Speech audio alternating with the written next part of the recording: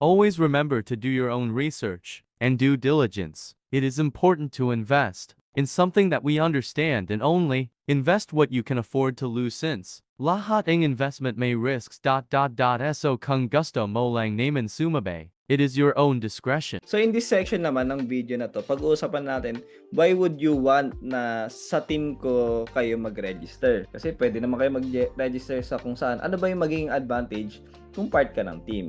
So nabanggit ko na yung ibang advantages sa ibang mga videos. So panoorin nyo na lang yung ibang mga videos. Kumbaga sasabihin ko na lang dito yung hindi ko pa nasabi. So meron pa, 'di ba? Imagine may sinabi na ako doon, free cubes, sa pag-build ng team, may support. So ito bago na naman. So ayan, why would you want to be part of my team and community? Number 1 is meron kayong connection sa super agent. So pansinin nyo, hindi nyo basta-basta makukuha ng kung sino to. Ayan, super. Kumbaga, you have reached the highest level. Diba, sa affiliate kasi, meron tayong bronze, silver, gold, diamond. Hanggang dun lang.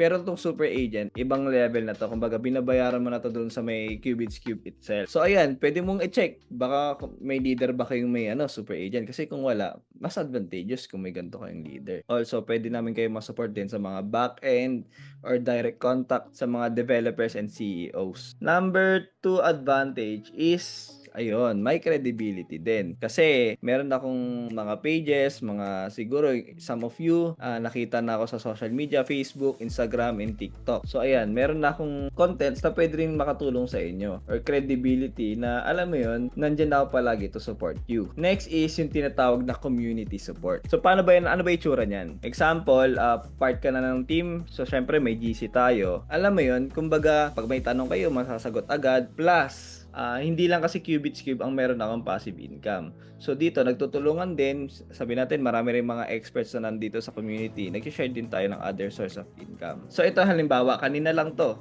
shinare ko sa kanila na sa mga may malaking budget, turuan ko kayo mag-diversify para hindi lahat ng pera nyo nasa Cubits Cube lang. Okay, so ito, pinakita ko sa kanila yung isa sa passive income ko, copy trading. So ayan, pinakita ko yung screenshot, and then ito, parang account ng papa ko, July 4 nag-start, tapos 78 USD na yung profit ngayon, which is ginawa ko tong video is July 25. So ayun, alam mo yun, kumbaga diversified na kahit magsara yung Cubits Cube o magsara yung isang company na pinag-i-invest natin, meron pa rin tayong, alam mo yun, support or meron pa tayong other source of income. Kasi problema kasi yan, sabi natin, lahat ng pera mo nilagay mo sa Cubits Cube tapos one time biglang magsara, diba? Kayo rin naman yung kawawa doon. Tapos meron din tayong Facebook page. So ayan. So meron din tayong mga support din dito. And then flex, hyping, and then may mga guides din tayo, mga videos. So pwede nyo rin panoorin yung course. Ayan, dyan sa guide. So, ayan, nakikita nyo, episode 1 hanggang episode kung ilan yan. And naka-arrange talaga sila so that kapag wala ka talagang alam or background from scratch is mabibigay ko kayo o matuturuan ko kayo. Or hindi pala matuturuan, kumbaga may video na available